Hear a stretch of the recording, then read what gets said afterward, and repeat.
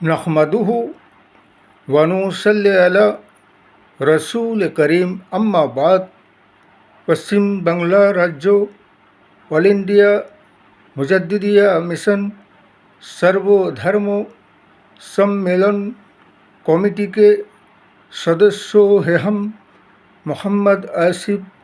इसके अलावा सर्वभारतीय जातीय कांग्रेस, नेशनल इंडिया गठबंधन, पश्चिम बांग्ला राज्य कांग्रेस कमेटी के सदस्य हैं हम हिंदू, मुस्लिम, सिख, ईसाई, जैन, क्रिश्चन, आदिवासी, दलित, हम सब है भाई भाई। मजहब नहीं सिखाता आपस में बैर रखना।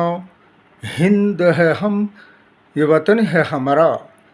इसीलिए तो कहते हैं कि बेईमान कभी ईमानदार नहीं हो सकता है और ईमानदार कभी बेईमान नहीं हो सकता है।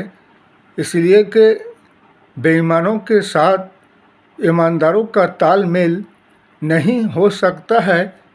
इसलिए कि ना जाने कब वो बेईमानी के इरादे और ख्याल बदल ले और अपना आदत से मजबूर हो जाए और बेईमानी पे उतर जाए। इसलिए कि जैसे कि अमेरिका और इसराइल और डोनाल्ड ट्रम्प, इसलिए कि खुद ईरान के ऊपर इसराइल और अमेरिका मिलकर हमला चलाते हैं।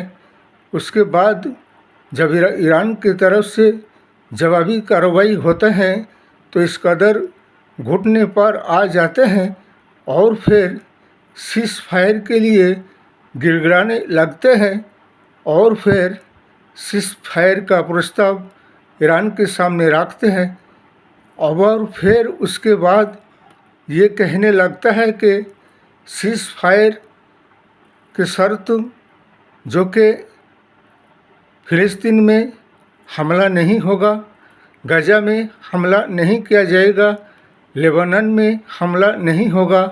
ईरान के जो 10 शर्त हैं उसे माना जाएगा, लेकिन उसके बावजूद में भी इसराइल सीज़ फायर का उल्लंघन करके लेबनान में हमला करते हैं और 250 से अधिक लोगों का जान चले जाते हैं, शहीद हो जाते हैं और 1000 से भी ज़्यादा लोग घायल हो जाते हैं। ये खुद ही सीज़ फायर का नाम लेते हैं और फिर दूसरी तरफ बेईमानी के पैंतराबाजी शुरू करके इधर दूसरे तरफ हमला करने में लगे हुए होते हैं। इसलिए हमारा ईरान से कहना है कि ऐसा इनको सबक सिखाया जाए, ईंट का जवाब पत्थर से दिया जाए और इसराइल पर ऐसा हमला चलाया जाए जिससे कि उसको नक्शे से उसका नाम और निशाना मिटा दिया जाए। ईरान को चाहिए और जिस तरह इसराइल ने लोगों को निशाना बनाया, ऐसे ही निशाना इसराइल के जनगण के ऊपर भी ईरान का होना चाहिए। तब उनको पता चलेगा नेतन्याहू को। इसलिए अगर कोई समझौता की बात आता है तो जितने इस्लामिक राष्ट्र है, 57 इस्लामिक राष्ट्र है, ये रहेंगे साथ में। इसके अलावा संयुक्त राष्ट्रों के जितने नेटो सदस्य राष्ट्र हैं सबको बुलाकर बैठक करके अमेरिका जो सीज़ फायर का उल्लंघन किया है उसका विचार विमर्श कर तभी जाकर फिर सीज़ फायर जब होगा, जब संयुक्त राष्ट्र नेटो समर्थक के पास और 57 राष्ट्रों के बैठक के बाद जो सिद्धांत तो लिया जाएगा उसी पर ही सीज़ फायर की बात किया जाएगा। वरना अमेरिका और इसराइल और डोनाल्ड ट्रम्प की बातों का कोई भरोसा नहीं किया जा सकता है।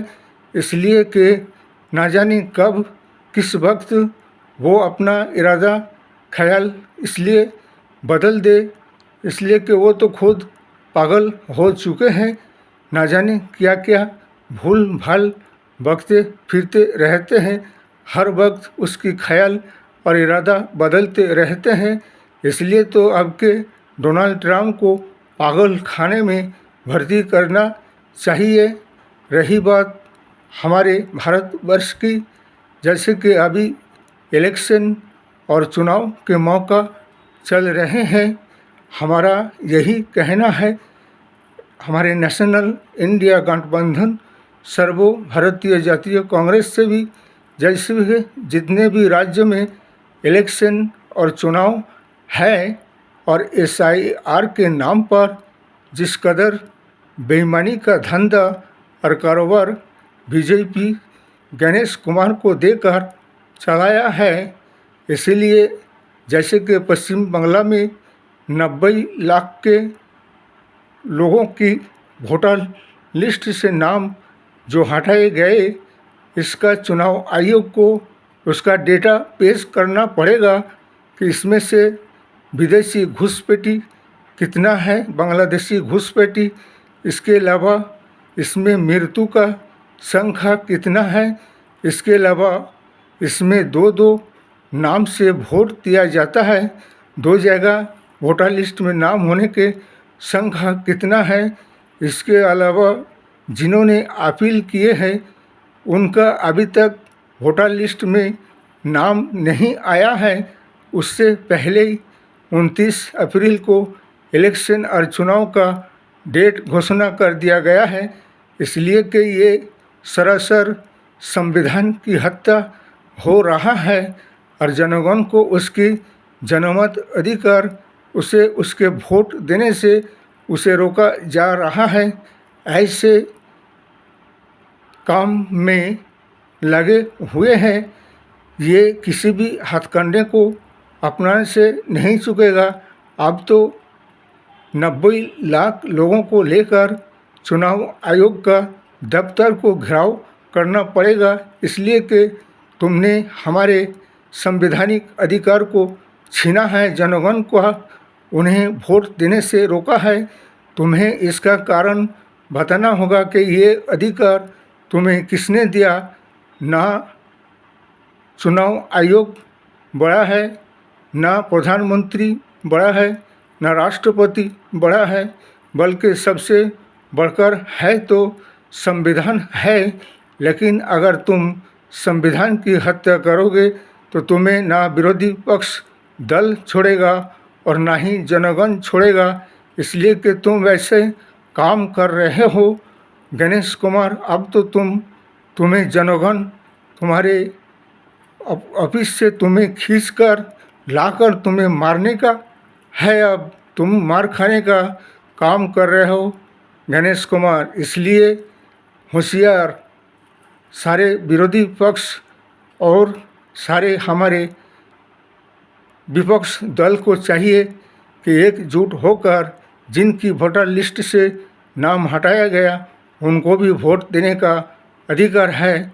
ये गुंडागिर्दी, चोरी, छिनताई, भ्रष्टाचारी, दुर्नीति राष्ट्र को बर्बाद करने के तरफ लेके चल रहे हैं और संवैधानिक अधिकार को छीना जा रहा है। ये लोकतंत्र का दुश्मन, संविधान का दुश्मन, इंसानियत का दुश्मन, मानवता का दुश्मन। इसलिए आपके बाद नेशनल इंडिया गठबंधन की सरकार बीजेपी को वोट देने का मतलब यही होगा कि अपने ही बर्बादी को दावत करके अपने आप को बर्बाद करना होगा। इसलिए कि 2014 से लेकर अब तक के 2026 तक के समय में क्या क्या दिन ना देखना पड़ा, जनगण को हर तरफ लाइन हाजिर किया गया, हैरान परेशान हैरेसमेंट किया जा रहा है और ना ही उनकी कोई सुनवाई होते हैं। इसलिए हमारे सुप्रीम कोर्ट, हाई कोर्ट के जजमेंट और मजिस्ट्रेट से भी यही कहना कि राष्ट्र और देश समाज जनगण को लेकर और नेता मंत्री भी जनगण को लेकर संविधान के हत्याकारी के खिलाफ आईनी कानूनी कार्रवाई होनी चाहिए और जनगण को उसकी अधिकार, हक और इंसाफ, न्याय मिलना चाहिए। इस वीडियो को ज़्यादा से ज़्यादा लाइक दीजिएगा, शेयर कीजिएगा, सब्सक्राइब दीजिएगा। जय हिंद, जय संविधान, जय भारत।